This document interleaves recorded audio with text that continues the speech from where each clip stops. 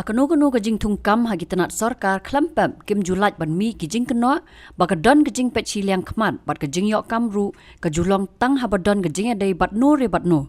Bat shan hakane ke jelakan sadon ke Jingthep kam hapo ke Tnat Pulit. Kata hadu hajar kendai spa an rupu pratali ki kam ki balan ya ka ba an pendap hi mentau snam. Habaya day bat kane namar ki judan ki jing ujor ba ke jurbha ka jing yok kam jong ki brio ki bam dai hok ban yo tang na ka jing don jing adai jong ki bat ki menteri Sorkar ki MLA ni ki officer laniru da ka basi officer. Kala penlong yau Shillong Mail ban bu ke jing kali hakmat ki member ka Central Recruitment Board jong ka Tnat Pulit ka ba khli dau Inspector General uba Francis Kyrwoh.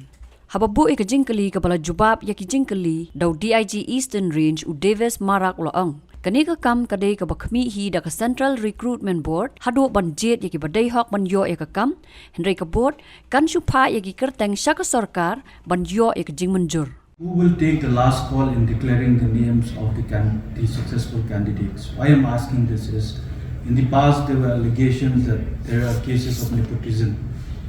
in the police department. May I know who will take a call? Is it the Home Police Department or either the Central Recruitment Board? It is the Central Recruitment Board who basically, like I said, this is an entirely transparent process based on which the marks which are calculated basically is based on the PT marks, the written marks and the interview marks. Then we come up with a merit list and the list of candidates who are eligible to be selected as per the category. And once this is done, this is sent to the government for approval. So in that stage, if you say that finally it is the government who approves, but based on the recommendations given by the Central Recruitment Board. How much time does it take for the government to approve? Since because this is process been going on in the past. No, it is very fast, and as you are aware, this official processes takes a certain time. That normal time it takes, and after that it is approved by the government.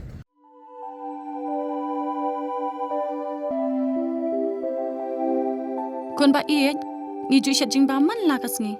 hatu ngila ju perkhat ba kabam kabang ngi bam ka tain em ya kamet jungi mai ngiju bam ye kini kiju ki jing bam man la kasngi bale kene ka jing kali minta ka to ka dukan ration ba penyai uba raju uya thu yanga nrai man ka por yim ju yo ai ka jing bam ki batai kamet ki balong ka daw jong ka jing pang anemia pat ka jing brie jong ki kmat ba kumnu ngan lai na kini ki jing stam kong nangkong pide ban penmelin ban bam ya ki jingbam ki bapha hakrukom bam jongphi bunsen ki longkmi bat ki khulong khana yo ya ki ni ki jingpang namar kim yo ya ki jingbam bantei ya kamen ka Sorkar kelas dang ya ka food fortification ha ukhaw ata mlu kadut bat ka umpnyang bam baro kindon ki jingbam ka bantei kum ka iron folic acid vitamin B12 iodine zinc vitamin A bat vitamin D. Yakini baro kila banyo na kijing bam badi haki dukan ration. Kata kamut ngi dan yu khau 45 babyang bha bat ngi mai uni khau tu bai biang ba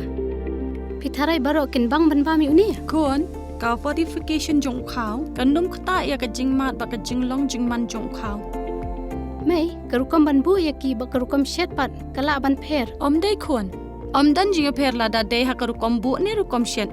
kum ba fi ju shet yu khau ba fi thien kum ju ru la shet ya uni u khau okum ta te khon ka jing bam ba ai ka kwat ka khya bat ka ba ai bor ka met ka phat bat ka bor per khat jungi hatu dang dan ki jing bam ba kham bha ban ya uni hoit mai fikran ya ka ba dei sisha Lawan Ra Shafi Lingba ko Office Jong Commissionerate of Food Safety Meghalaya